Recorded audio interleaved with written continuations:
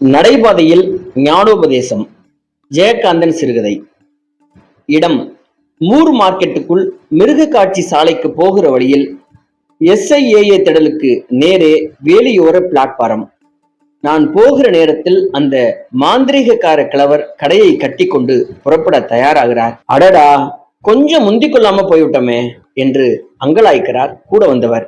அதனால என்ன, போய் கொஞ்சம் நெருக்கமாக நம்ம நின்னோம்னா சற்று நேரத்துல இன்னும் பல நிற்க ஆரம்பித்து விடுவார்கள். அப்புறம் இந்த ஆடியன்ஸை விட முடியாம கட்டிய கடையை பிரிக்க ஆரம்பித்து விடுவார் மனுஷன் என்று கூறினேன்.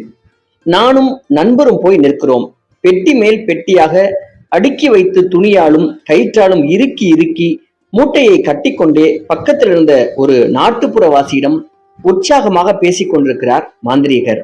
அவர் பேச்சில் பல இடங்களில் குறில் நெடில் வித்தியாசம் இல்லாமல் எல்லா வார்த்தைகளும் நீண்டே ஒலிக்கிறது. மந்திரம் மாயம் எல்லாம்